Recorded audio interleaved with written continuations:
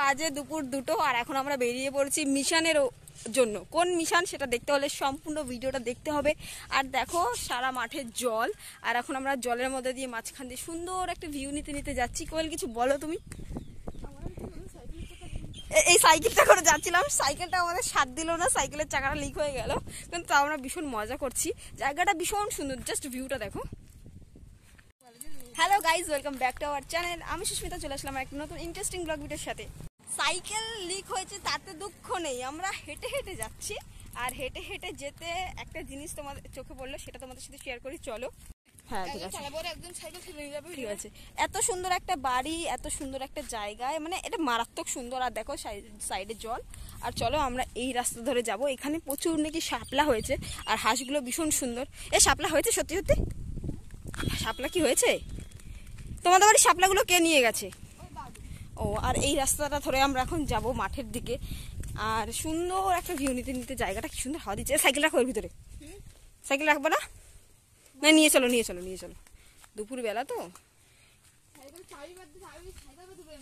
হ্যাঁ হ্যাঁ থাক, চলো, তো রিস্ক নিয়ে লাভ নেই। বাংলা বাংলা বাংলা বোতল। এই সেই ঐতিহাসিক জায়গা যেখানে আরশি সিনথিয়া একটা নৃত্য পরিবেশন করেছিল, তাই না? তোমাদের জমিতে না? সে কি গান যেন? হ্যাঁ হ্যাঁ, প্রীতির সাথে একটা আছে, প্রীতি মণ্ডল যে আছে, রনের স্ত্রী করে, স্ত্রী এখনো হব স্ত্রী, থাকা খাওয়া সব করে স্ত্রী। ওই ওই ওই ওর সাথে করেছে এখানে।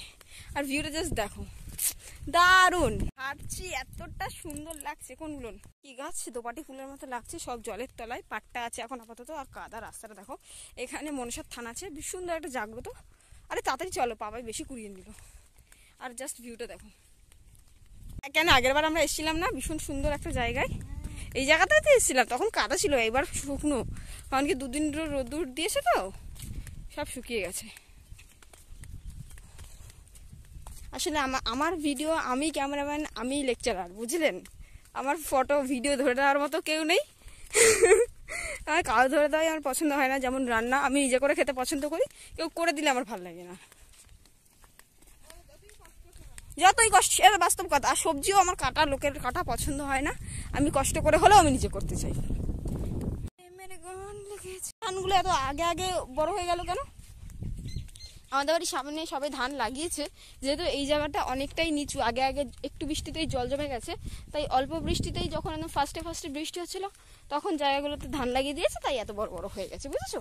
আর এখানে পাট কাটা হয়েছে, তিল গাছ ছিল ওখানটায়, তিল তুলে পাট কেটে দিয়েছে। পাট কাটার পর সব ধান লাগিয়ে দেবে। এবার আমরা এখনো হাঁটছি, কতটা দূর ভাবো। বাবা ভীষণ গরম, এখানে ঘুরতে আসতে ভীষণ মজা।